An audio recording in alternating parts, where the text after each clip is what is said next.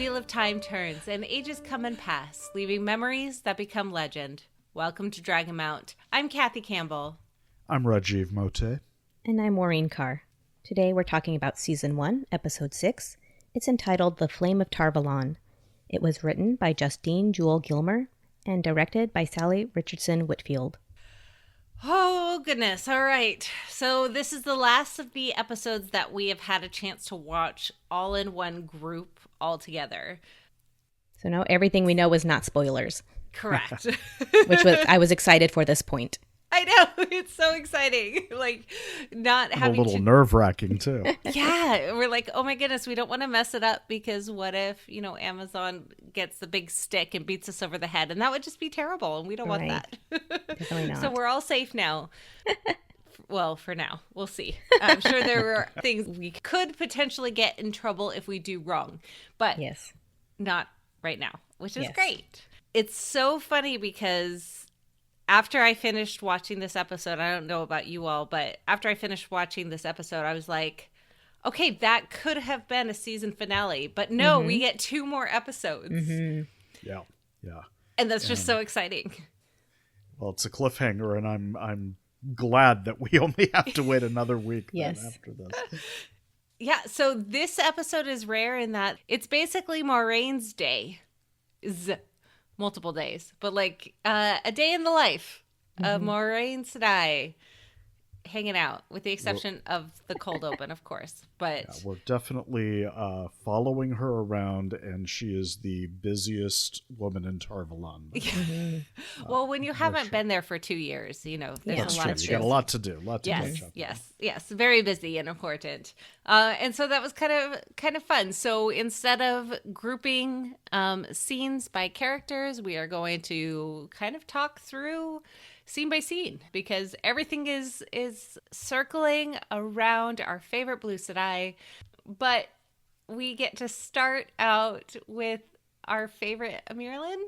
Like, and I just have to say, like, when this opened, I kind of squealed just because it was so perfect. Yes. How quickly did you recognize the setting? Very quickly. Yes, 100%. Same here. And then, of course, the little glimpse of what we presume is the Stone of Tyr is in the background. But hot, muddy, this is the place we know about. Yeah, water like filled, a Southeast wet. Asian fishing village. And then you have a hammock with a tattooed sweet baby angel, and I was ready to go. That's right. I love father-daughter scenes in anything that I watch. And this just hit all of the spots exactly what I needed, especially after the really emotional end of the last episode. Yeah.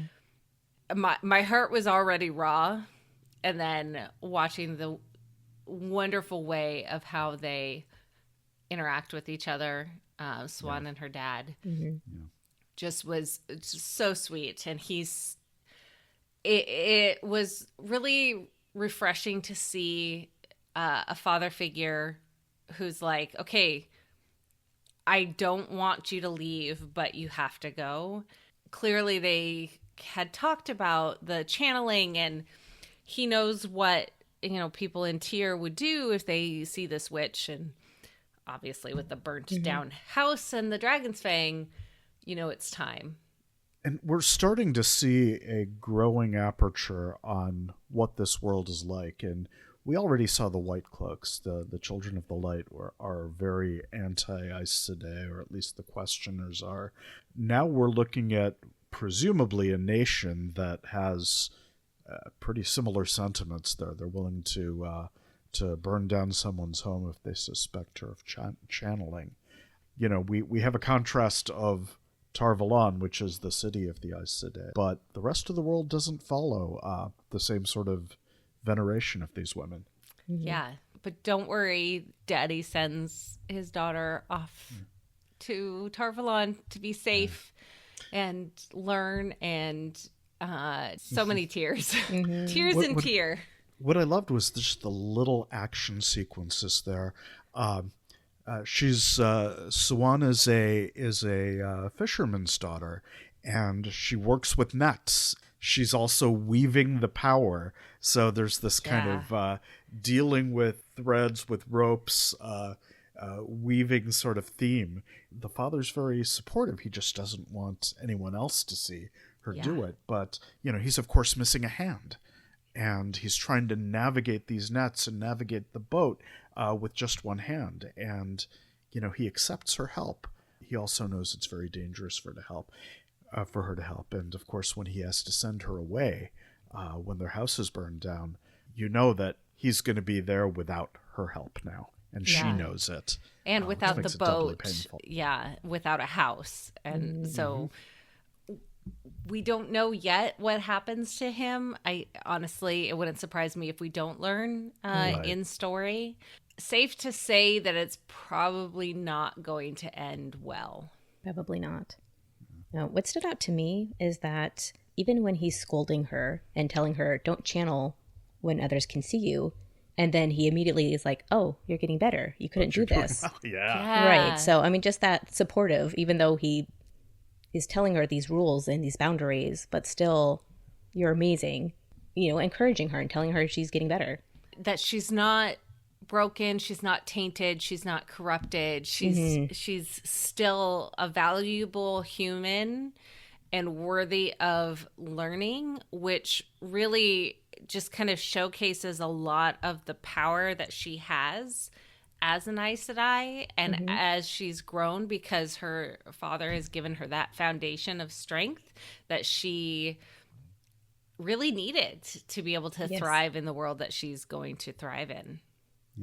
Yeah, this life made her strong, just being the fisherman's daughter, and how hard she had to work and how hard she saw her dad work, I'm sure. Yeah, and it gives some great curses. So, yes, very much so. And great fish metaphors. Yes. Good. What did you think of the tattoos? She already at this young age had a lot of tattoos. It looks like the people of Tyr, from what we can see, have them. And then later in the episode, we learn she's acquired even more over the last couple of years. Have you heard analysis on that? Or no, I have not. Speculation? I tried looking up for cultures in our own world that tell stories this way, like kind of personal plot lines, like or histories. Personal history of what happens. And I wasn't able to find specifics on it. I think the Maori do it, and it has to do with, a life story. And then, in Moana, we kind of see that with all of Maui's tattoos. I wondered if it was in the same tradition. Yeah, that was the connection I made. My mind immediately went to Moana. Yes. I hope I can't wait to learn more. I'm really excited to watch the x-rays on it and hopefully, have a breakdown of additional information, just because the history behind it is just so fantastic and wonderful, and I can't wait to learn more, and maybe even a breakdown of what each tattoo means. Yeah, the symbols there. I would love for there to be Easter eggs in those tattoos. I just haven't been able to decipher anything myself. Yeah, it just incredible, and I can't wait to see too, next time we see her, does she have additional tattoos, more tattoos? Will we even see it? Because it's mainly, she's mainly covered with small exceptions. So it'll be really interesting to kind of see how that grows and changes over time. Yeah, and this also was, correct me if I'm wrong, but this was our first look of a place outside of Andor besides Tar Valon, and Andor kind of leads up to Tar Valon. No, correct? We saw Gildian. Oh, you're right. We did see. Gildan. That's Gildan. Thank you. Yes. Okay, thanks. That slipped my mind. And how could that? Because Logain was fantastic in that scene. I know. But other than that, everything else has been kind of Andor area. I mean, it all had this European look to it, right? This one feels slightly different. Tyr. Yeah, and I mean, Tar Valon feels different too, but also it feels like a big city. Yeah, it's like a hodgepodge. Yeah. Like I said last episode, it reminded me a lot of what they said Pompeii was like. Right up against the volcano there. Yes. And then we go into the beautiful credits again before we meet Big Girl Swan. Attend you all. She comes. The power in Leanne is just so incredible. I love the keeper. She's gorgeous and just so in charge. You can immediately kind of see who she is, that she is not just hanging out. She's not just like, hey, y'all, let's, wrap, it's time to go. She's in charge. She knows what she's doing.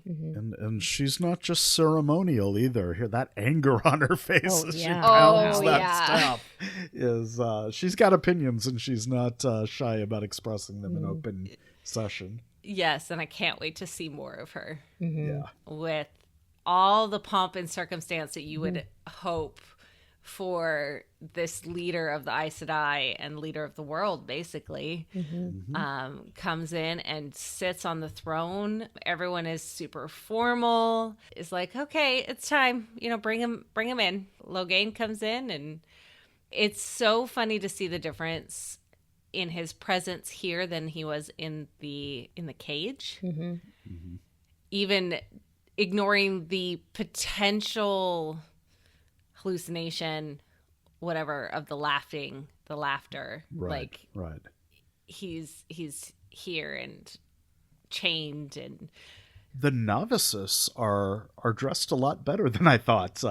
They seem, or they accepted. I'm not sure. I think they had some color on their on the hems of their dresses, but they're not what Egwene wore when she was a captive of child Valda was how I pictured the novice dresses. Yes, me too. Yeah. But no, these novices have a little more fashion going on. Yeah. Probably just a higher quality material part of it, and then a better fit, for ease of use. There's embroidery and all that kind of stuff, which is nice. Yeah. But I thought when they first brought Logain in, I thought, this man is not broken at all. Right. He's combative. He is goading them, and then of course we find out at the end of his scene he's basically trying to commit suicide by cop. Yeah. It took all of his strength just to put up that last act of defiance. Yeah. And it worked for most of the Aes Sedai. You could see how angry they were, but Swan wasn't fooled. Yeah. Which is a great contrast. Yeah. It shows that she is cut from a different cloth. And then the way that Logain breaks after Swan is just basically like, no, I'm not going to kill you. And he just immediately just like breaks down and loses it. And it's just heartbreaking. Swan makes a statement to the others that was made before by Karenni to Leandrins, that our laws exist to protect our people from us. They bind us as well. We're not above the law. This is kind of a reflection of even what we learned about the three oaths that were sworn because Arthur Hawkwing was laying siege, and this was the way to make peace with the High King Arthur Hawkwing and put checks on Aes Sedai power. To have that balance, to allow trust for the people in charge. This manipulation here, where both Alana and Maureen are like supporting the choice that Leandrin did. And then for Leandrin to come around and say, oh, I'm just surprised you don't even care about the girl. Like I wrote pouting in my notes because that just, what special person she was.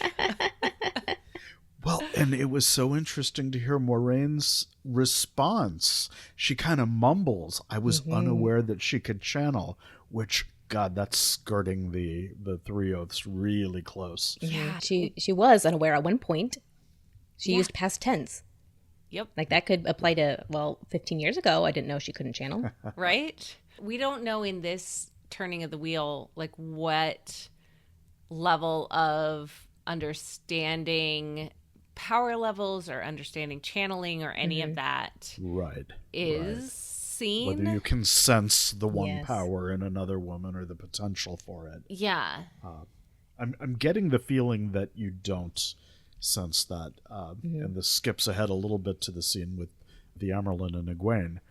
She doesn't really comment on her potential strength. Where, So that'll be really interesting to see how that not manipulation, but how that conversation kind of transitions in the future. But at least Leandrin gets punished. Yep. Well, we assume we don't get to see it, though. Hypothetically, we don't get to see what the penance is. No. But, Yes. But I hope it's severe. Yeah, fine. So one thing that stood out to me in this scene is, why is Moraine in the front? She just happened to come across this party and kind of joined with them, but she's the leader in the hall. That is a really good point. I mean, visually, I guess we're talking about what the main characters are, or who the main characters are, so it's probably good for the audience, but you're right. It doesn't make much sense for the dynamics of this Unless, so the whole reason that Leandrin is getting punished is because with Corene dead, she's in charge. So I wonder if instead of being like with Moraine being in the middle, and that's why she's thought to be in charge, but if it's like red left to right, and so because Leandrin is first on the left. Yeah. Of course, the books have all sorts of rules of Aes Sedai precedence, but we don't know. We'll talk about that at the end. Yeah.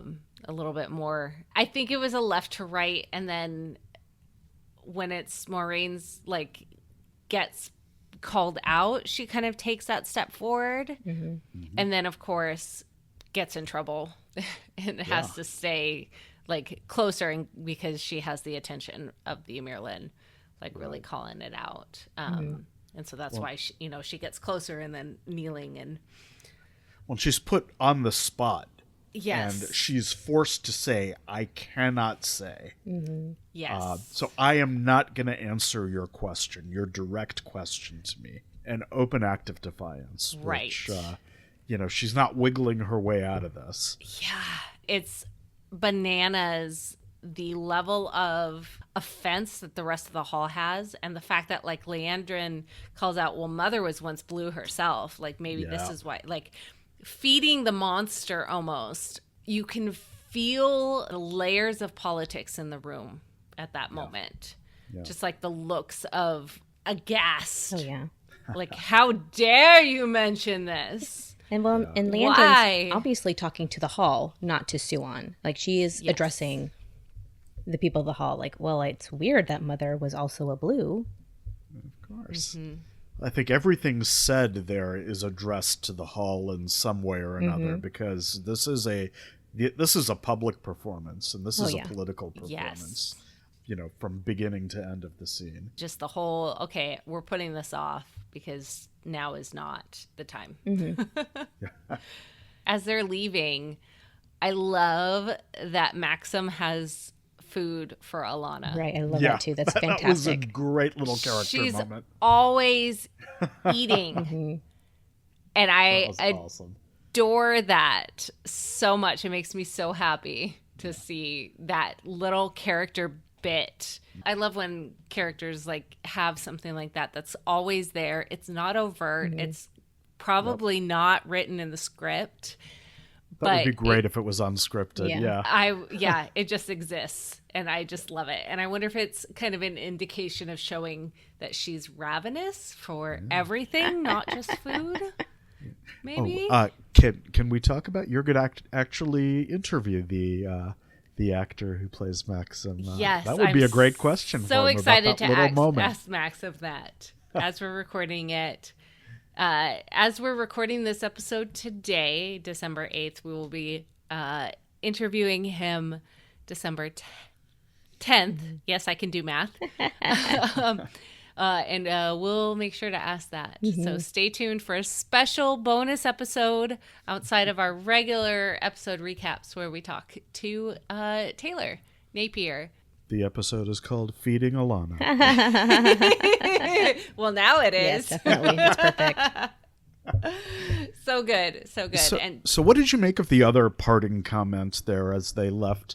Leandrin says, "Don't forget, I know you." Because I've heard a lot of speculation online about, That combined with the previous episode where she touches Maureen's cheek. What does she mean here? I think they dated, or at least had some sort of closer relationship, because nobody touches another person's hair and face that way unless there's a level of attraction. Or you're being deliberately provocative and trying to... But even then, that's in a context where there's a history being invoked, maybe. Yeah. And we saw a little bit of how Alana was trying to lay out a history. Obviously, Corinne didn't go to Leandrin to try and get Leandrin to, buddy up with Maureen, but there's definitely something there. And I can't wait to learn more about their history. Yeah. Just the Aes Sedai politics in general is so fascinating. I just really, really enjoy how they're handling it. I agree 100%. Like, it doesn't ever feel like you're overly being pushed on, oh, here's politics. Like, it doesn't feel like an episode of The West Wing. It doesn't feel like those really boring parts of Game of Thrones where you're just like, oh my gosh, like, I don't care how this family is like manipulating. Like, it's all... There's an expectation that the people that are watching the show are smart enough to figure it out. And if they don't, it's fine because it's not going to ruin the show if it passes over your head. Yeah. And I really appreciate that. Yeah, definitely. And so in this one, Swan does call Moraine a lady. So she had said previously that she was, I'm a lady of a fallen house. So we had that speculation that she has to have some connection from the three oaths. She can't lie about it. But now here, Swan confirms that she is Lady Moraine Damodred. Yeah. And this is actually a really cool callback because we saw what humble origins Swan had. A fisherman's daughter. Now there's that little call out of class of, oh, you're a lady. But that harkened all the way back to the first episode where Nynaeve was bitterly accusing the White Tower of rejecting the old wisdom because of class differences, basically. She was a country, poor person. Dirty. Without fancy clothes. And this Amyrlin completely debunks that theory of what happened there. Whether it's the wisdom never went or went and wasn't strong enough or was kicked out because of some other reason, like we don't know, but it's clearly not because of low birth. Yes. Of class differences, exactly. Good. I'm glad that it was put out, like placed in that, hey, this is obviously how Swan, started. So Nynaeve is unsure on how truthful that story is. All right, so after her dressing down, Moraine has other tasks to attend to. Like drinking tea. And in the background, we see that she's been keeping an eye on the comings and goings of Nynaeve with the Ogier. Yeah, I thought it was really interesting to see how emotional Moraine looked. Like, her eyes looked like she had been crying. Yeah. And then has to turn into the powerful Aes Sedai, waiting for Loyal and Nynaeve to leave, and then swoops in with Lan. How bad is he? Worse than expected. And it's like, okay, we know what's going to happen. And this scene, introductory bit, was so funny. I love this, not emotional Lan, but personality. Lan has personality. Yes. He's not just a stony faced, boring rock of a human. The sass that he throws with "nice to see you too," I laughed. I guffawed because that was so fantastic. Maureen is gonna find out what's wrong with Matt. Clearly he's not safe, he's not healthy, but it's not channeling, at least. Yeah. Matt thinks he's the dragon. Yes, he does. Matt believes that's what's wrong with him. But as soon as he goes and brandishes that dagger, Moraine knows what's up. Lan is quick to Rand tries to draw his sword on Lan, and everyone who's read the book laughs at that. But it he's goes quick as well to, as expected. yes. He's quick to restrain him, and Moraine uses the power, isolates the dagger so nobody is touching it, and begins to weave something, and very creepy things happen. Oh, gosh. She creates a tube of Saidar, of the power, and it leaches that venom symbiote, or whatever it is, that darkness. The corruption, out of the dagger, and it tries to go into Moraine. And it does. It covers her face, but she forces it back into the dagger, and then it falls to the ground. Lan covers it with something, and we don't know what happens to that dagger now. No. And I'm just worried. You got a very bad thing lying around. I would like to know how they disposed of it. Right, but at least it's safe right now, kind of. Yeah. That whole scene, specifically where the corruption is kind of trying to go into Moraine, I could not help but think of Fern Gully, and I'm really excited for the layover meme version of that scene. Yes. With the Fern Gully song. I can't think of what it's called, but Toxic Love by Tim Curry needs to go over that scene because it's so perfect. Major Fern Gully vibes there. Go ahead. Now you can say more important things. No, just Moraine warns him that Matt cannot touch this dagger again. Or he'll be lost forever. Yeah. So it's still a danger. It's still there. I don't know if it's still in the plot. But we learned that if Matt can't channel, then it's not him. Well, he hasn't channeled yet. Right. Well, they at least make a declaration saying that they think that he's not the dragon as a result of this. So I feel like, we're now hour 6 of 8 in the first season.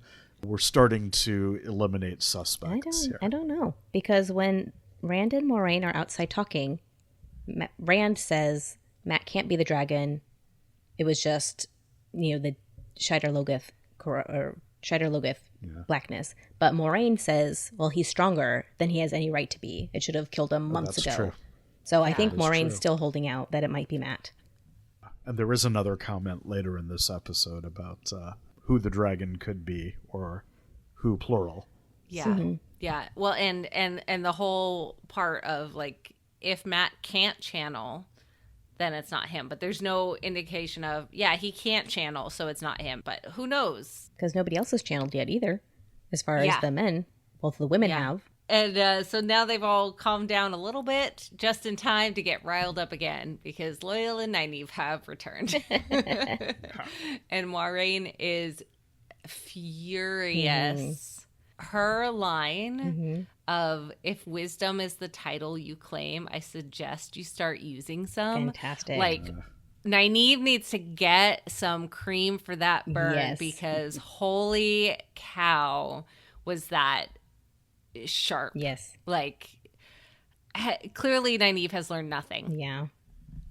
other than to hate the Aes Sedai. You know, I'll stand up for her just a little bit on this because you know these sort of comments happened in the books as well, and it's always like, okay, you keep all the secrets, but you want us to be 100% open with you about everything that happens, and we're not even sure we can trust you. Yeah, that's a good point. I'll cut these country folks some slack. Yeah, but they're just so ignorant and refuse to admit their ignorance. The lack of awareness.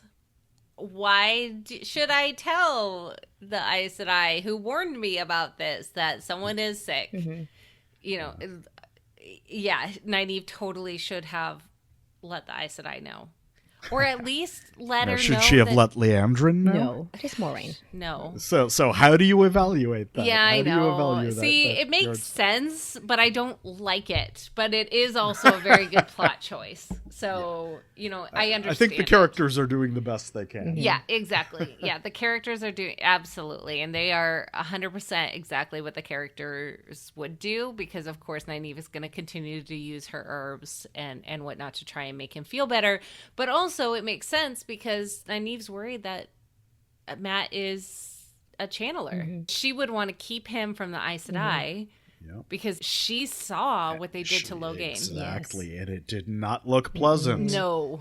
And saw how he reacted on the journey from the camp. So, and she has already sworn she's going to protect her people. Yep.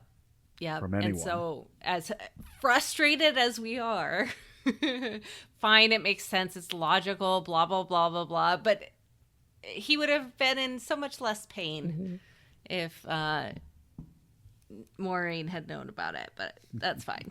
Thank goodness Loyal is easy to follow. And so now Maureen finally gets a chance to relax a little bit in the sauna.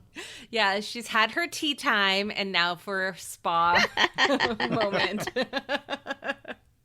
And joined by the head of the Blues, Megan is here to basically break down and say kind of what's been going on in their Aja and also in the tower.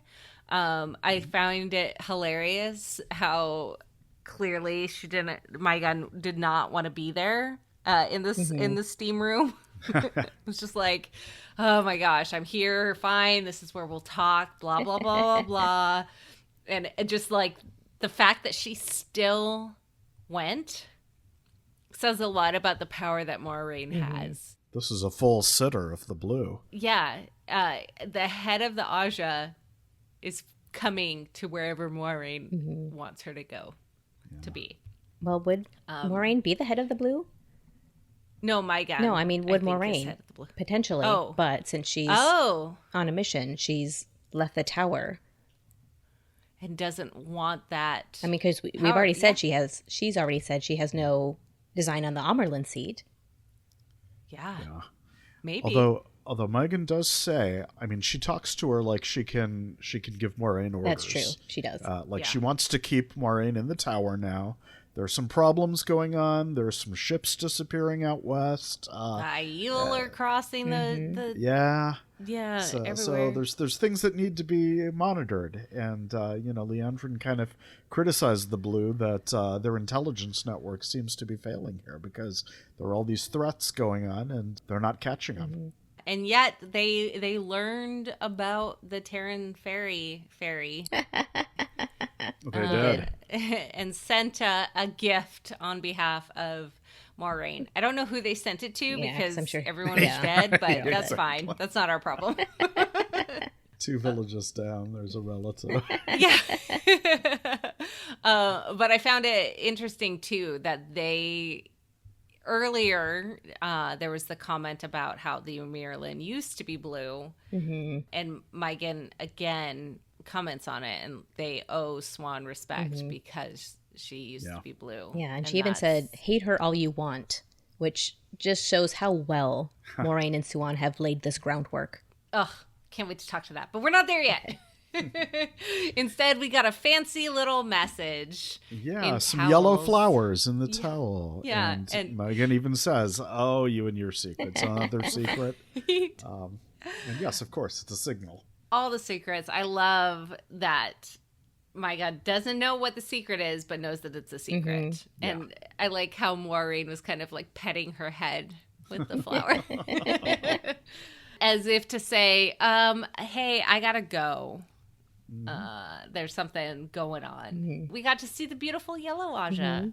Which was so strange. Like, I mean, I wonder how is the yellow and the blues, are they just cozy enough that they would let Maureen in? Because when they passed another yellow sister, she looked shocked that Maureen was there. And I wonder if it basically was just kind of an indication of, hey, someone is being healed and we're taking them to it. I wonder if it's not necessarily the rooms of the yellow Aja, but like the healing zone. Okay, that makes sense. A little hospital ward. Yeah, very exactly. nicely It's decorated. a hospital ward because, of course, people are going to take the people that need to get healed to the White Tower, and you're not going to invite these sick people to your sitting room. Mm-hmm.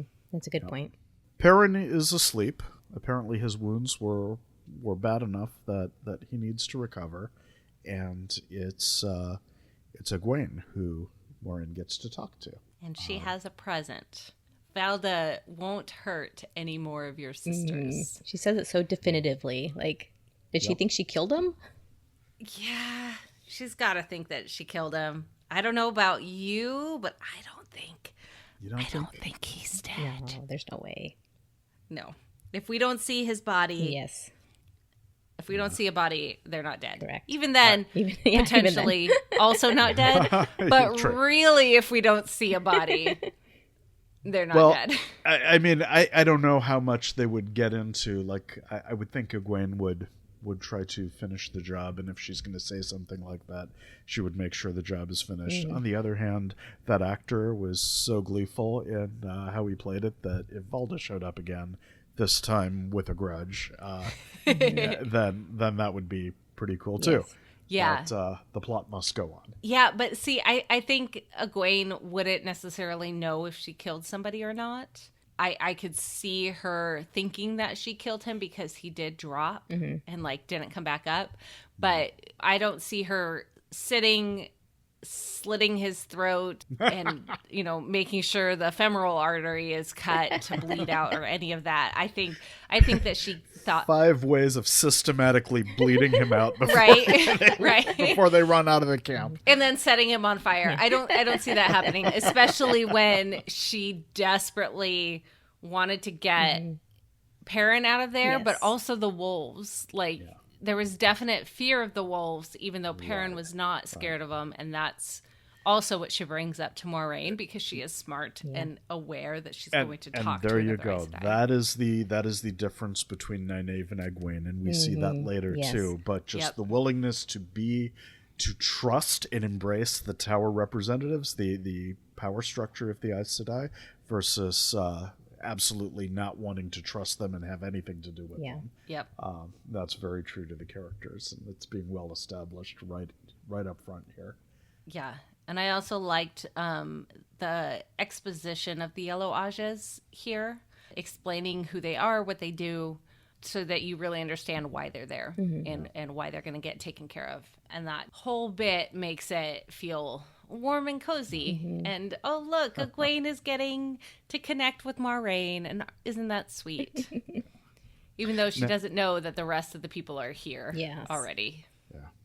Now we're starting to get some explicit information about what Maureen knows versus what the Tower knows, and what kind of secrets she's keeping. So before we just in the last episode, they arrive at Tar Valon. She's got a dragon candidate hidden among her people, at least some of them. The Shadow is in pursuit. This is urgent, but they don't talk about it at all. And now Maureen is saying, hey, don't let on about this weird thing you've noticed about Perrin and the wolves. Some people might not understand. She is really keeping it close to the vest, and coming to Tar Valon was a desperation move for Maureen, because she doesn't seem to have a lot of allies in here. It's not like, okay, you come to the Tower, you're safe, we're going to resolve it, we're going to figure it out, we're going to keep you safe and put you on your path to your destiny. This was just escaping the immediate problem, the Shadow Spawn army. And what happens now, they're still in the dark as to what needs to happen. But you know who's not in the dark? Is Maureen. When it comes to sunset and the darkness coming, I don't know. My transfer I was wondering where you were going. My segue failed, basically. I fell over hard on my segue. So let's just ignore that. Go ahead and, Tom, you can keep it in. I'm okay looking like an idiot. You know who doesn't look like an idiot? Maureen. And you know who else doesn't? Lan. She has fuzzed the bond, masked the bond, but Len catches up to her. Oh, he's angry. Yeah, but she's being But also real understanding. cagey. But he knows exactly what she's up to and where she's about to go. Yes. And says, okay, give her my love. So cute. Yeah. I love Be it. back before dawn. Right. Oh, Is that an order? precious. Did it sound like a suggestion? Woo! Sassy Land is my favorite. More Oh. arrogance than a king with his army at his back, Yeah. as they say. Yes. Such a great little interlude scene, really to allow the transition to this next scene to really be that more powerful. So you have, all of the politics, all of the layers of secrets and hidden and everything. And then transition to Maureen getting ready for bed and carefully taking care of her look. Mm-hmm. And then She's going on a date. we're going to do a little channeling. Let me look at this pretty picture. And then what? The So- Love Shack technology.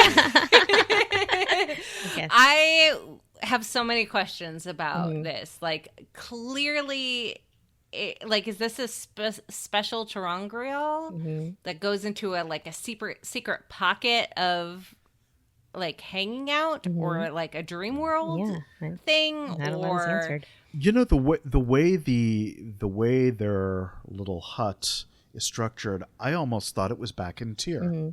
But how could they go randomly to Tyr and I think that's a traveling terangrial. maybe? yeah, but there's not one on the other side. Like, normally you would think that it would need to be. Yeah, I don't know. I have I think so there is. many See all of questions. it. I think there is one on the but other we side. did see another painting in the Amerlin study. Yes. And then Yeah. when on the opposite wall there is something that looks like an arch. Yeah.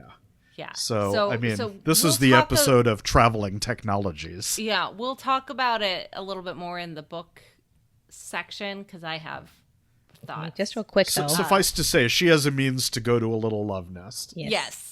Wherever that love nest is, we Yes, don't we know. can But that's speculate. okay because Swan is there working away. Clearly, so frustrated with everything. But when have they ever followed the rules? And this interaction, the chemistry between these two actors is just phenomenal and made me so happy Yes. to see. So I like that they get frisky first, and then it's afterwards that Maureen's finally, I found the dragon. And it's like so Right. much pleasure Right. before business. Let's take care of priorities first. It's been 2 years, so clearly. I get It's like it. that's just I really get big it. news, but no, there's more important I'm not things. gonna begrudge that. Yeah. And I love how nonchalant, because clearly, we know through this scene that Swan is also aware of the search for the dragon. We learn that they both saw Guitar's vision. The baby was born. What that means, they didn't know specifically, but that's how they know age-wise, what is happening. The whole conversation of the prophecy and how many Aes Sedai have, translated it from translation to translation. Who knows what the dragon actually is and who they are. There was the whole thing about a many-headed Right. dragon. Yeah, a story from a Gleeman who talked about a many-headed dragon, and that's so we're keeping our options open even now. Yeah. And it's so interesting to see their interactions, and I just adored the part where Maureen is angry. It's like, say something. And Swan says, I will when your spikes retract. Cute little pufferfish. Can't get away with that every time, which clearly this is a common occurrence. I would love to see some flashback scenes with Oh them my gosh, yes. in their early, especially if once they learn the prophecies, things like that, Yes. because the show is doing such a good job of the little moments that broadcast a history. Yeah. that I'd just love to see a callback to that. It's really neat to see how carefully everything is crafted in such a way that you're seeing instead of being told the history. Yes. A lot of times in television shows, you'll be like, oh, well, these two people dated. Can you believe it?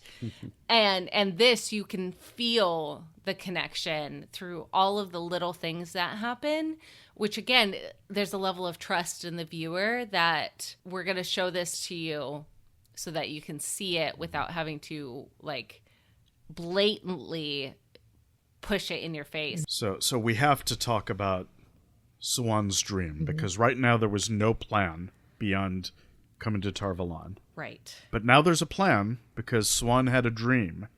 And this raised my hackles because in the very first or second episode, no, I think it's in the first, in fact, in the exposition, the Dark One has been talking to people in their dreams. Yes. How much can we trust Swan's dream? Presumably, if Maureen knows that this is a danger, Swan knows it as well.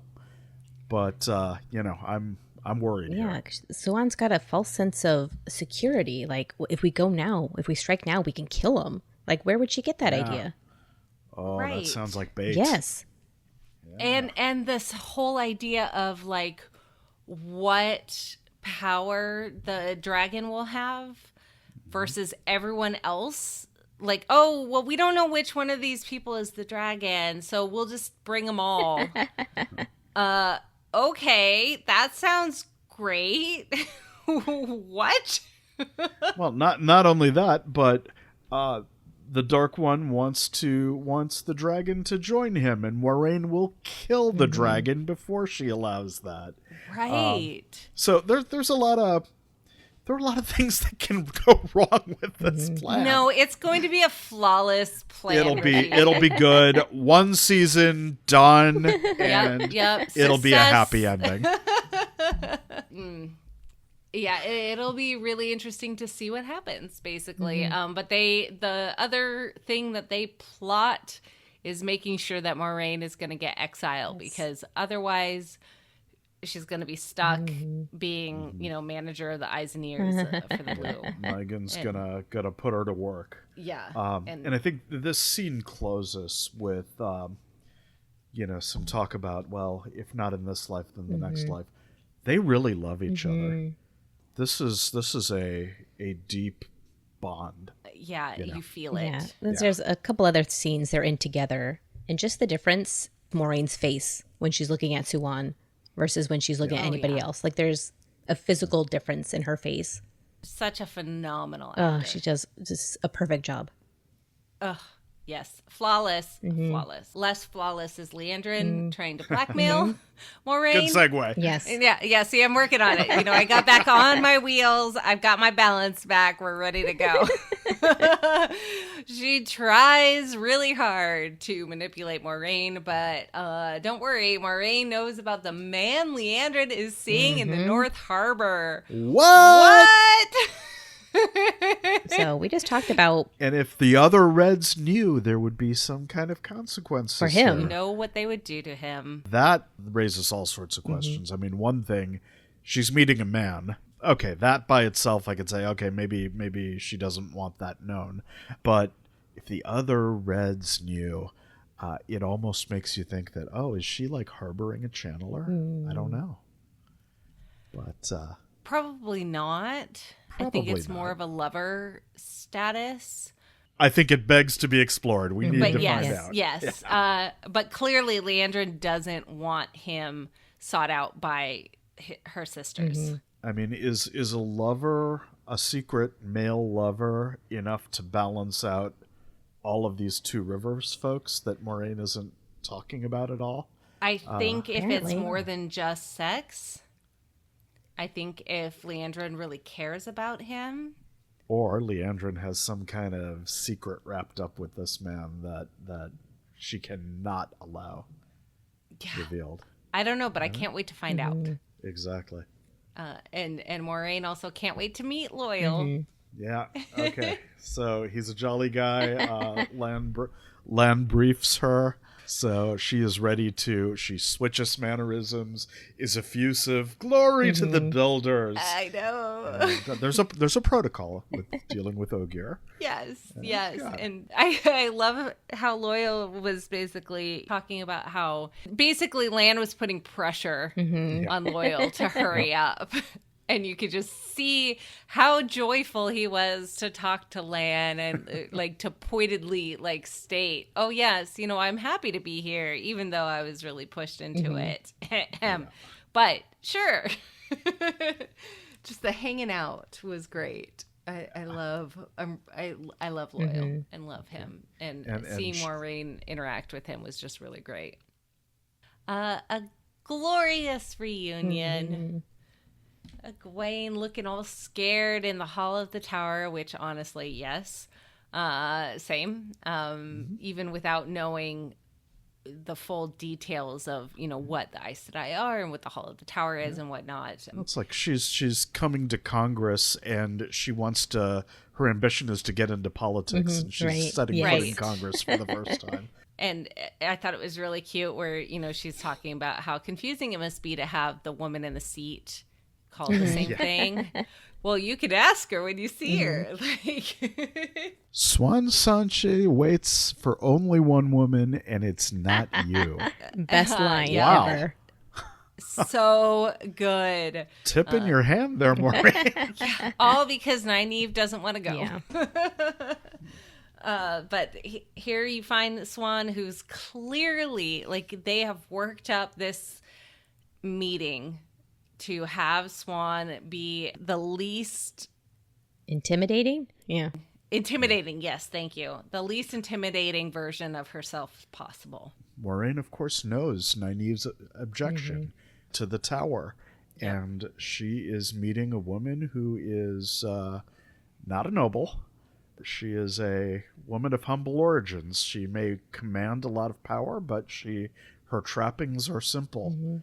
It's meant to diffuse and disarm the objections Nynaeve has. Definitely. Yeah. Am I not what you expected? Swan says, and you know full well you're not what she expected. Right. And Nynaeve is clearly trying to gain control of the situation again. She's not used to being overlooked and having Swan come and, you're the most powerful channeler we've ever seen, and you brought my daughter's rings to me. And Nynaeve says, now that you've blown smoke up our ass, you can tell us what you want. The scene here is so great because we get to watch Nynaeve and Egwene reacting in different ways to the Amyrlin. Egwene so wants to be a part of this tower, and Nynaeve so doesn't. Where Egwene was Nynaeve's apprentice first, now we're seeing the split. Now we're seeing different agendas from both women. Yeah, and you can tell that Egwene has almost transferred her allegiance to Moraine. Wholeheartedly. Not in a quite way yet. that she's ready to become an Aes Sedai. She's not going to become a wisdom anymore. Definitely. Right. But when Nynaeve is like, come on, let's go, and she grabs Egwene goes. Yes. So her loyalties haven't switched completely yet, I don't think. No, she's still loyal to Nynaeve as a person, but I don't think Egwene wouldn't go back to become a wisdom. No, she would stay to be an Aes Sedai. And so like that level of loyalty, like the personal loyalty is obviously to Nynaeve, but as an overarching, career goal, she wants to be Aes Sedai. Well, all of the body language was following Moraine's lead and bowing and, snapping to with the Amyrlin, while Nynaeve was just deliberately defiant. So, exactly. They individuated themselves nicely just through nonverbal. What do we need to do? Let's find out. And I love that. She is so ready to help. Yes. Yeah. Did you notice Swan's great serpent ring has no stone there? I did notice that. Yeah. Yeah, that was because she's of all Ajah's a nun, right? Yeah. You'd expect her to have some big jewel with all the colors. Yeah, something like that, not unadorned. No. That'd be too That's gaudy. what the stole is for. Yeah, there hasn't been a stole, although they reference the shawl a couple times. Swan did say something about when you were raised to the shawl. So that idiom exists, even though we Yeah. haven't seen shawls. Yeah, I liked how when Swan starts to praise them, and you're the strongest channeler we've seen in 1,000 years, and Egwene like draws herself up and looks so pleased, and then she says, "Nynaeve Almira," and just that look of kind of surprise and maybe not envy, but something close to it out of Egwene, I thought was interesting. Well, especially because I don't think Egwene has heard the story yet. Like, there hasn't been time for Nynaeve to say, "Oh, hey, by the way, I channeled really, really powerfully, and I, healed There everybody hasn't. in We the saw cave." their reunion right there in the Hall of the Tower, Yeah, so they have not been able to talk. Until this point, Egwene was the only one who, like, they didn't even know that Nynaeve could channel, let alone how powerful she was. And so it would just make sense that, oh, this is what, especially because I'm fairly certain when Maureen was teaching Egwene, was talking about how powerful she was. Even stronger than the Amerlin. Didn't she say that? Mm-hmm. Oh, did she say that? I hadn't... I don't remember. Okay. Yeah, that was a long time ago. A long time ago. So I've been looking for indications that they have a sense of Egwene's potential, and I haven't seen that yet, but I could have missed it. No, I think she said... Oh, I'm going to have to go back and look. I think that there was a comment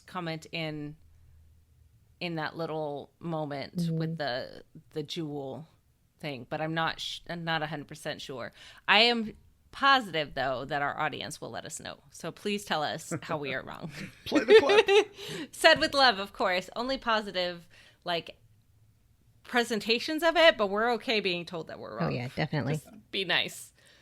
And then you see Maureen in her moment of calm before the storm, kind of. Lan comes and tells her, it's time, and he's going to get them there. She's got a plan following this. I'm sure it's going to go horrible flawless. Scene. Horrible for her. Yeah. Emotional for her. Oh my goodness. Yeah. This moment where, Maureen comes up and kisses the Mirlin's ring and then hears the punishment and exiled, and the level of relief on Maureen's face. And then, surprise, we're doing an oath. What? Yeah, that was one that threw me, which we'll talk about more at the on the book discussion. Yeah. But it was good exposition for how the oaths work, how the oath rod works. And of course, Maureen changes the oath. I missed all of the changes in the first watch through. So when I rewatched this, I was like, oh no. Swan did say Emirlin seat, and Maureen said Swan. Daughter of the river, clever as a pike, strong as the tides, never return until she calls me home, which, holy cow, that changes basically everything. Yeah. But she also said it very quietly.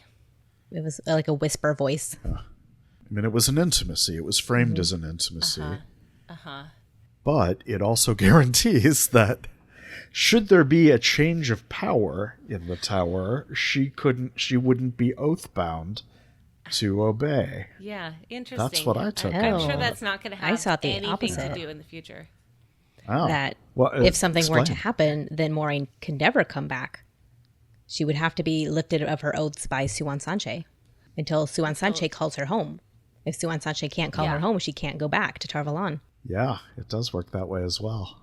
I think it will depend on how Maureen thinks it to see which way, like what happens in the future. I'm sure this has no plot point. We're probably not going to just see the filler. tower again. Yep. Just filler, just a comment, just like... Okay, so Leanne the Keeper, her face, when Maureen comes in, she looks a little bit sad. So I wonder if she and Swan have that same kind of friendship relationship that Maureen and Lan have, and that Leanne knows about their relationship.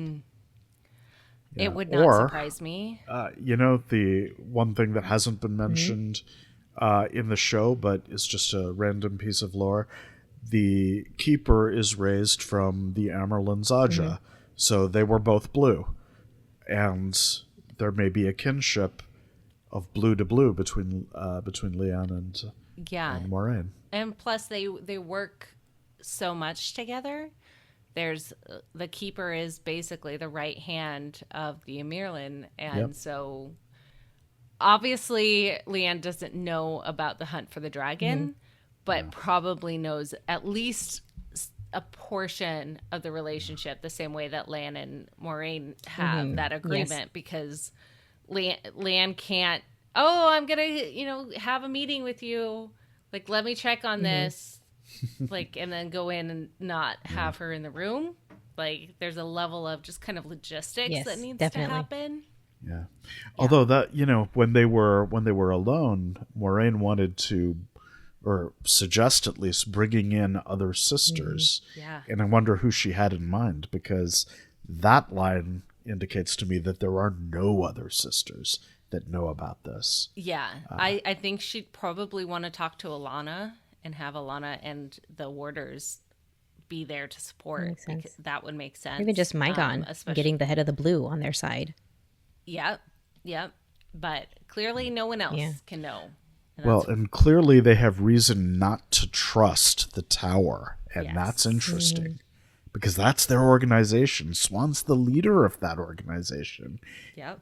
This secret of the dragon is so explosive or dangerous, or there's something that you can't trust about the members of the tower with regard to the dragon, that it has to be kept between the two. And I think that's still an outstanding mystery. Yeah. Does it go deeper than just the Reds trying to gentlemen who can channel? The exile means that everyone has to turn around and, like, she is not just exiled from the location of the tower, but it almost feels like she is being exiled from the Aes Sedai. So obviously, from the sisterhood. Obviously, she's still Aes Sedai. They didn't take her ring. They didn't take any of that, but they're not going to look at her. And the moment of Alana and Maureen, where Alana clearly didn't want to turn, didn't want to leave, like, was just so heartbreaking. And then Maureen's getting on her horse and she's riding, and hopefully not alone. But don't worry, because Loyal showed up. And everybody else too, but Loyal, like, that moment of hearing that deep rumbly voice when Maureen is feeling so alone with Aldeeb was just so like I knew that they were going to show up. And this is the first time all of the Two Rivers folk actually see each other since Shadar Logoth. And, well, Nynaeve wasn't there at Shadar Logoth. She was, quote unquote, killed in episode 1. I'm getting the impression now that Maureen deliberately kept them apart so they wouldn't be associated with each other. Leandrin figured it out anyway. But this is the depth of the secret. She wouldn't let them even have their reunion. Right. Until well outside of the tower. Right, because she knows that one of these people is the dragon, and by not letting them be in a collected group, it's easier to keep people from seeing them, but also there's a greater chance of keeping them from leaving or deciding to escape. They couldn't present a united front if they're not united. Exactly. But I loved seeing Egwene and Rand back together, and then Perrin and Matt too. And Matt going, "You look like shit." Like, oh my gosh. At least I wasn't stupid enough to pick up a cursed dagger or whatever Perrin said. Right. So clearly Perrin knows. They've been briefed now. Yes. We can assume. But where are we going? We're going into a very scary place. Yeah, and it's really interesting how the reunion quickly dissipates. Like there's so much levity where they're hugging and catching up and they're smiling and they're laughing, and then Maureen walks forward and then it just, even the music gets ominous. Well, and Nynaeve demands answers then, so she's not going to be swept away by the moment here. She's still got her person who she doesn't trust. None and of us instead will of dissembling, Maureen just kind of throws up her hands and says, "Look, I'm going to speak plainly." And we finally get something that we're going to the Eye of the World, which is the Dark One's prison. Yes. And this is the time nobody can turn back. It's the end of it.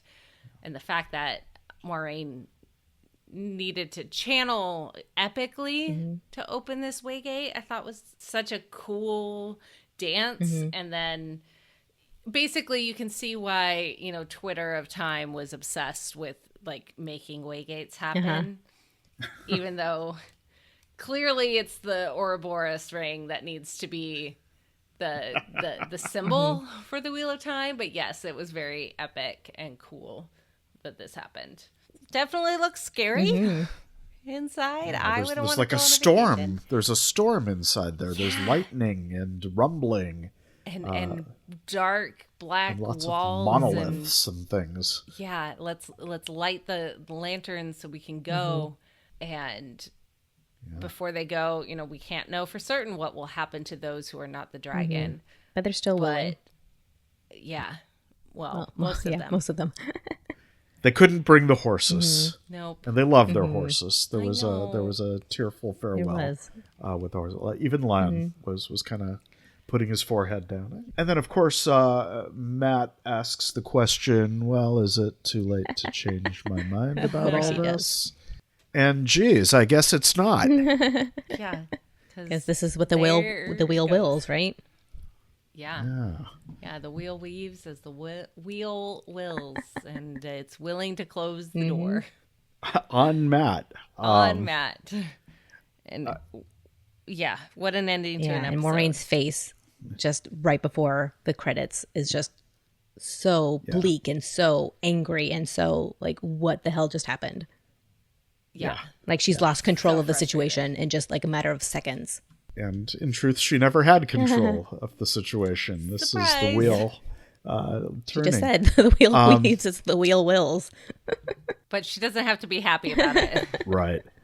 So just a reminder to the audience, we have not seen past this point. So if we speculate on what's going to happen with Matt, it's because we don't We have know. no idea. Yeah. And I have a hope here. I loved Matt's interaction with Thom. If there was any way for Matt's storyline to continue where he joins back up with Thom, maybe learns a few skills. And, I pictured, maybe not in this season, maybe in the next, but you know how at the end of Star Wars, Han Solo goes off with his reward. He's not happy about it, but he goes off. But then when it counts, he comes back to help save the day. That's what I want from Matt. No body, no Yeah. death. That's kind of a good guess. Yep. And If so Valda's still alive, then Tom Oh, sure yeah. is. right. Probably. Yeah, because fighting a Egwene is the same as fighting a Murdral. Right. Same. Hashtag same. Definitely. Yeah. So my speculation is that with Matt on the outside of the Waygate, somebody on the inside is going to channel and reopen it and drag him back in. So you think that'll happen at the beginning of next episode? Probably not the cold opening, but something very, very early on. I don't think we can continue without him. I think that this is a way to have the Matt casting change. The actor that plays Matt, Barney Harris, is not with the show in season 2, and it's switched over. And I think that this would be an easy way to transition this. But again, I don't know when that casting decision was made or when any of that happened. So I guess we'll all have to watch and find out. Oh, I don't want to wait. I would hate for there to be a meta reason for it. I want a story reason for it. I know. And I'm sure they'll make a story reason and not just, swap heads or whatever. But yeah, it'll be really interesting to see, and we'll watch along with you. It'll be interesting to see who is correct. And if it's none of us. Yeah. So let us know what your thoughts are on what happens to Matt after this. Hang out with us all over our social media. You can also visit dragonmount.com to find links out to specific areas that we are located at, including our YouTube or blog or Instagram, Twitter, Facebook. While you're at Dragonmount, you can check out the new casting news we have.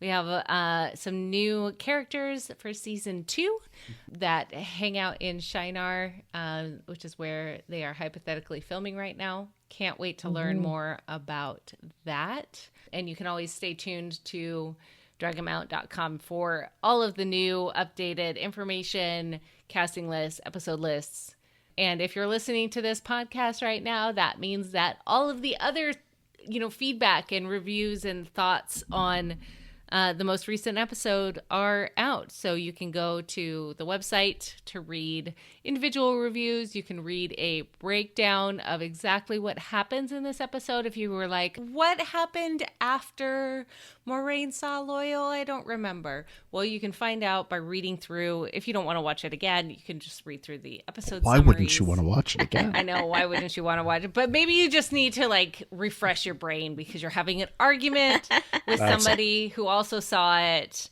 and you can't go and watch it and you just need to read something. Maybe, I don't know. I don't know your life. I'm just,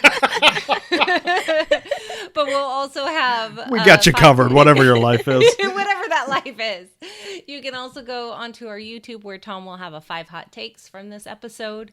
Or if you're listening to this as it first comes out later on today, you will find Tom and friends on Instagram Live. Come and hang out with us and talk about the episode with other friends and speculate. Maybe you have the answer to what happens to Matt at the end of this episode. Let us know what that is. And so let's talk about the books, shall we? All right. No, I'm so excited. Please let me go first. Yes. Okay, you can go first. So I spent an unhealthy amount of time looking at that ter'angreal in Maureen's room. So I actually went in and looked at the one in episode 5 and looked at the one in episode 6 to see if I could find a difference. There had to be something there to let her know Swan is there waiting. Like it made no sense otherwise. But I looked and looked and looked and they were identical. So I was really upset that that didn't pan out. Oh, what about the one in Swan's room? So the one in Maureen's room is that woman looking, her back is to the viewer. And she's looking through another doorway leading out onto a balcony. The one in Swan's room, because I spent an unhealthy amount of time looking at this one as well, is a bend in the river going around a mountain or like a little hill with 2 mountains in the background. So they're not even related, the images. That tells me nothing. Right. I know. So that's what I was hoping to get something out of this. Stared and looked at these things and it's like, okay, I have no idea. I hadn't even thought of this device being a signal to that someone else has used it and is in the place that it leads to, which would make sense, which would be good. But I figured that they had just figured out a time that they were going to meet, and this was traveling. This was a ter'angreal that enabled the talent of traveling, which has been lost, at least in the books. So they just went to a random place in Tyr, like a little shack? I think it was a prearranged place that they built specifically for that. Okay, I see your suggestion, but I think that is so wrong, and here's why. That takes a lot of specifics. Like, there's no way that these two extremely powerful, extremely smart, extremely political women would make that had the power to create a traveling event of some sort. There's no way that they would use that to have a love nest. No way. If they had this control, if they had this power, they would do something else, including not having to travel for 20 years looking, around the world looking for dragons. So I think... Are you saying they would make it public? And use it for the tower's benefit? No, but I think that they would use it for the tower in their own particular, navigation. Yeah. I mean, nothing precludes that, right? Yeah, except for the fact that they've been riding with Lan and her around the world. Like, I don't know. I just... They wouldn't use it for personal gain. If it was that powerful of a ter'angreal. Like, oh, yeah, it's our love shack. But no, if you had a powerful ter'angreal, you would use it for a greater good. Yeah. Well, I mean, they happen to go there for a love shack, for a tryst. But, remember also, for 20 years, they've been conspirators. They have held a secret that no one else in the tower has had. And they had to do some planning. I mean, I think the origins of this was they had a place where they could conspire. they could plan. But it could just as easily be in Tel'aran'rhiod. And that's what I think it is. She doesn't lie down in her bed and channel.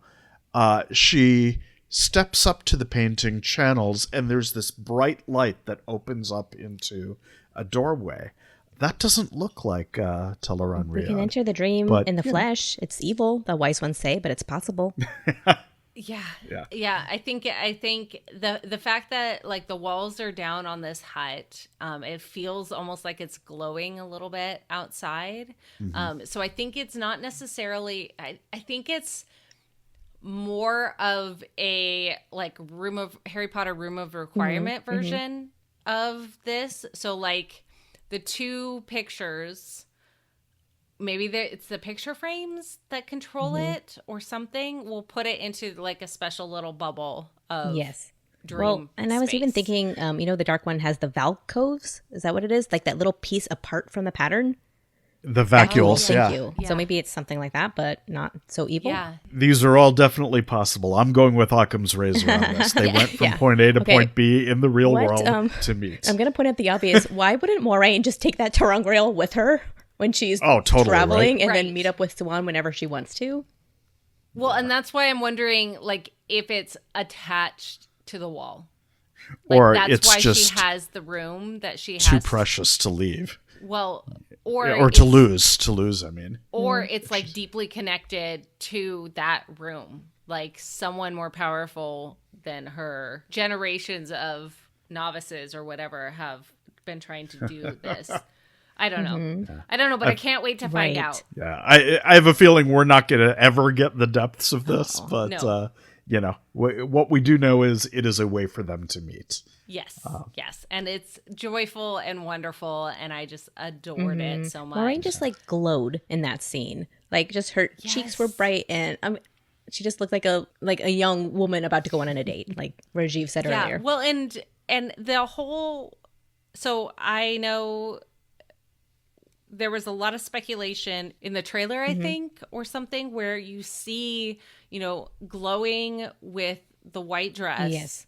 And then you see the oath rod. And the speculation was that this was flashback to Moraine in New Spring being accepted. And obviously that didn't happen. Well, how do I say this nicely? But they're obviously just messing with us. Because 100%. Of course, the way that they named the episodes, episode 5 and 6 after chapters in The Great Hunt, and to let us believe that they were going to rush book 1 and squeeze in book 2 all in season 1. I was like, what? That's just really bizarre. So sneaky. They knew exactly what they were doing. And Rafe, I see you. You're manipulating us, and I'm here for it. Going back to the first scene in the hall, I love that Leandrin had her hair full of braids. And then I also love that she had a black earring cuff, which may or may not be a sign of being Black Aja. Someone else I saw pointed out in one of the scenes in the camp, Leandrin had black trim on her red, and it could have been just very, very deep red leather, but it looked black, which these could all be underpinnings and ideas of her Black Aja roots, maybe. Yeah. Well, the man she's meeting in North Harbor has to be a dark friend, right? Which is why she's taking extra pains to hide it. Yes. But do you feel like, I know there's been online speculation about this too, but this episode... Rajiv, I thought you didn't read online speculation. on Twitter, I do. I don't read the comments on our podcast, but I do on Twitter. And I thought this too, that Leandrin was being conflated with Eleda at this point. That, Eleda had a history with Moraine. Leandrin really didn't all that much. Leandrin seems to be, especially with Alana's comments beforehand, there are only two kind of powerful enemies or people who could stand up to the Amerlin, and Maureen is one who could stand up to the Amerlin, Leandrin's the other, and she's gaining influence in the Hall of the Tower. I mean, if anyone is going to stage the coup that happens, in book 4, Leandrin seems to be positioned to this. So have the two characters been conflated? Yeah, I think they are merging. And so Leandrin's probably not going to go to Tomenhead. Right. Like she's too important for that side plot she'll now. stay in the tower. Or it's who was Aleda's keeper? Alviarin, the White Sister. Alviarin. Yeah. I wonder if that instead. So if Aleda is going to come with Elaine, and Aleda is one of the 3 unnamed casting announcements that doesn't have a character yet. I wonder if Aleda is going to come with the Camelin group somehow, and that this is the White Sister that is the dark friend that manipulates Aleda, because that was such a key point to have Aleda not be black and be manipulated by the Black Aja. Right. Oh, I can see that happening. That would be weird and interesting. Yeah. So Aleda's coming, and Leandrin's going to hand her the keys to the kingdom. Like, here, I got this for you. And I just want to be the keeper. Right. Like, here, let me just support you. Yeah. Which is a way for the Black Aja to have control over the tower without being the one that is going to be pointedly in charge. Interesting. So she's not merging with Elida, she's merging with Alviarin. Yeah. I see it, though, as, we haven't seen indications that Leandrin is actually evil here yet. She knows a lot about their names, which she probably got in a dream like Dana. Yeah, and You think? also, just because they're Black Aja doesn't mean that they're necessarily evil. Just putting that out there. Like, Wait, what? Obviously, no, they are evil, but like it doesn't mean that they are going to be, an evil villain sitting and twirling their mustaches. Haha, that I'm evil because I have this mustache. Like that sort of commentary. Yeah, but I do want to point out that Leandrin was close to burning herself out to kill Logain. Like, so obviously she's not so dedicated to the Dark One. She still has these ambitions and these goals and these desires and this hatred. And if it's open knowledge among Dark Friends that the Dark One wants to turn the dragon, gentling the dragon would merit punishment. Unless they know, because that Logain isn't one of the people that, like, Dana the Dark Friend said that they were looking for. So it would be easy to speculate that the Dark One knows that it's one of those 5. Yeah, I think there are some straight lines that might be drawn, but we'll see. Yeah, there might be some any of these curveballs. Any of this speculation is possible. Yeah, it's all speculation at this Which point. I cannot even tell you how excited I am to have theories and Totally. Right. because we've finished the books, and at that point it's like, oh well, we're not going to have any surprises. We've got lots of surprises, and it's wonderful, and it's great, and it's fantastic, and I love every moment of it. Do you think the Shadar Logoth dagger plot is done? No, I bet Padan Fane's going to grab it. Yeah, he's in Tar Valon, so he's in proximity of it. That's why I really wanted to see what they did with the dagger. Possibly what could happen is Matt is going to connect with the dagger again, which is why he's staying behind to try and find the dagger. Or even if Fane steals it, maybe Matt can sense it and be like, wait, why is that thing moving? And he follows? Oh, wow. That would be a cool... Yeah, that would be a cool twist. So any of those things are possible.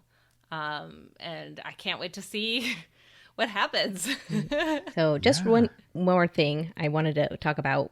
So when Maureen is channeling into the Waygate and she weaves these weaves, does it look like the trefoil leaf? It absolutely does. That was I'd written awesome. that down. There's a trefoil leaf that just appears and then dissipates. I love it. That was so cool. Like, that was just such a good way to get that in there. It's interesting, though, that the ways can only be used by someone channeling. Hey, I'm going to counter that with this Waygate has to be opened by somebody channeling.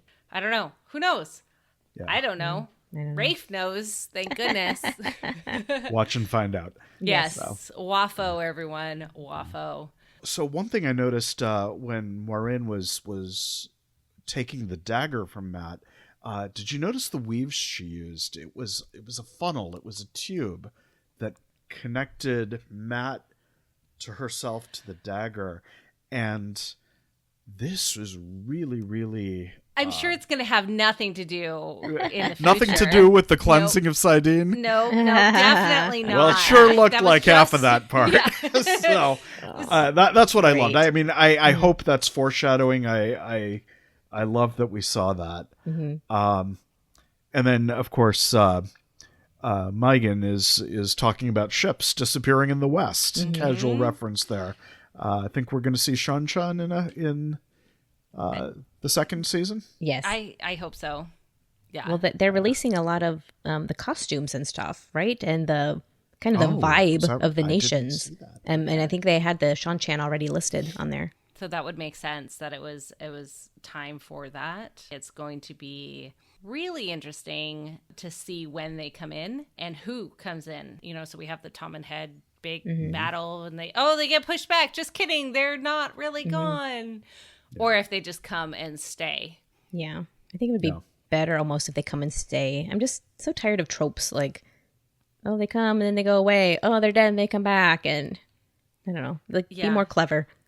Yeah, exactly. So. There's a lot of like, oh, they're really gone. I swear, not really. Just kidding. Haha. Next episode, we're gonna battle them again. Yeah, exactly. So it'll be interesting to see how that all works. But I'm really excited with the new cast.